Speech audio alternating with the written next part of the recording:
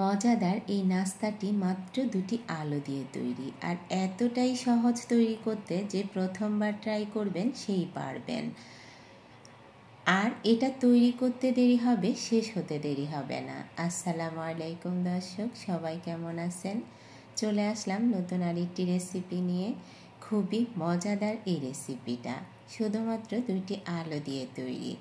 আজকের রেসিপিটা যদি ভালো লেগে থাকে তাহলে অবশ্যই চ্যানেলটি সাবস্ক্রাইব করে আমার পাশে থাকার অনুরোধ রইল। এর জন্য নিয়ে নিলাম আমি 2টি মাত্র আলুগুলোকে খোসা ছাড়িয়ে নিলাম। এরপর এটাকে মাঝখান দিয়ে এভাবে কেটে নিলাম। এবার এটাকে একটু ছোট করে কেটে নেব, এতে করে আলুটা সেদ্ধ দিলে খুবই তাড়াতাড়ি সেদ্ধ হয়ে যাবে। আলু দুটোকে সেদ্ধ করে নিলাম। এরপর একটা চামচের সাহায্যে ম্যাশ করে নিচ্ছি। ম্যাশ করা হয়ে গেছে দেখুন। এই সাথে এবার আমি দিয়ে দিচ্ছি স্বাদ মতো লবণ। এরপর দিয়ে দিচ্ছি একটু ধনিয়া গুঁড়া, একটু জিরা গুঁড়া, লাল মরিচের গুঁড়া, একটু কাঁচামরিচ। যেহেতু আমি লাল মরিচটা দিলাম, কাঁচামরিচটার জন্য কম দিয়েছি, আপনারা চাইলে একটু বাড়িয়ে কমিয়ে দিতে পারেন। এরপর ধনেপাতা দিয়ে দিলাম বিট লবণ। পেঁয়াজটা একটু পরে দেব, এতে করে পেঁয়াজটা খেতে বেশি ভালো লাগবে। আমি প্রথমে ধনেপাতাটা মাখিয়ে নিচ্ছি। চাইলে আপনারা এখানে চাট মশলাও একটু দিতে পারেন, আমার হাতের কাছে ছিল না তাই আমি দিই নাই। এবার আমি পেঁয়াজটাকে মেখে নিচ্ছি, এতে করে পেঁয়াজটা খেতে বেশি ক্রিস্পি লাগবে। মাখানো হয়ে গেছে দেখুন। এবার আমি হাতের মধ্যে এভাবে একটু নিয়ে নেব। খুবই সহজে কেউ তৈরি করতে পারবে, বাচ্চা থেকে বুড়ো। দেখুন, এরপর দুই হাতের মাঝখানে নিয়ে একটু চাপ দিলেই হয়ে যাবে। এভাবে আমি সবগুলো তৈরি করে নিলাম।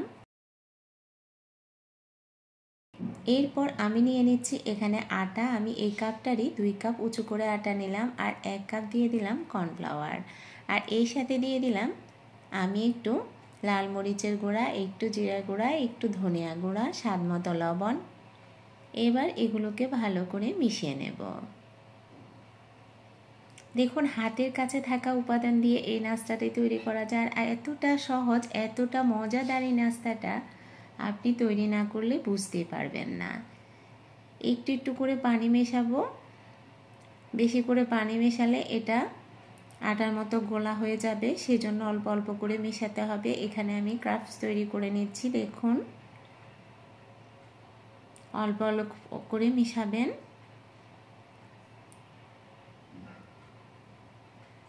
আস্তে আস্তে করে আমি মিশিয়ে নিচ্ছি।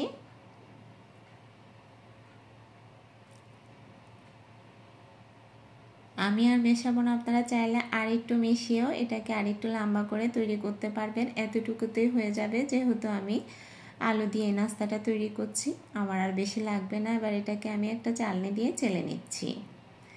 এর থেকে যেই এক্সট্রা পাউডারগুলো আছে সেটা বের করে নিতে হবে। দেখুন, এবার এটাকে আমি আলাদা একটা প্লেটে রেখে দেব। আর নিচে যেই মিশ্রণটা বেরোলো, এটা দিয়ে আমি একটু পানি দিয়ে একটা পাতলা ডোয়ের মতো তৈরি করে নেব। একদম ঘনও না, একদম পাতলাও না, একটা বেটার হবে। আর এর মধ্যে আমরা আলুটাকে চুবিয়ে নেব। আমরা যে আলুর যেটা দলা করে রাখলাম, দেখুন আলুর গোলাটাকে এভাবে এটাকে ডুবিয়ে নিতে হবে। তারপর যে ক্রাফটসটা তৈরি করলাম তার মধ্যে গড়িয়ে নেব। দেখুন, এরপর আমি যেই ক্রাফটসের উপরে দিলাম, এই ভিডিওটা আমার কাটা গেছে, গড়ানোর ভিডিওটা, এর জন্য আমি দুঃখিত। এভাবে আমি সবগুলোকে গড়িয়ে নিলাম। দেখুন,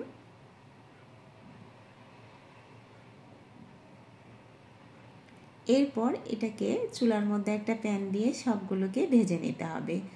এতটা মজাদার আর এতটা সহজ, দেখে নিশ্চয়ই বুঝতে পেরেছেন যে বাচ্চারাও তৈরি করতে পারবে।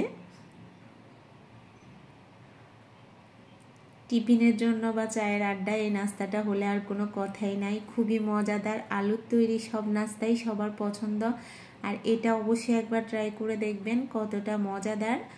দেখুন, আমি উল্টে দিচ্ছি, খুব সহজে হয়ে যাবে। তারপরও 5 থেকে 6 মিনিট ভেজে নিলেন, তাহলে বেশি ক্রিস্পি হবে খেতে।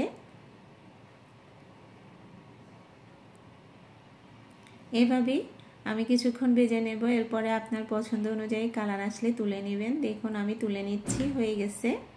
এভাবে আমি সবগুলোকে ভেজে নেব। আশা করছি সবার ভালো লাগবে।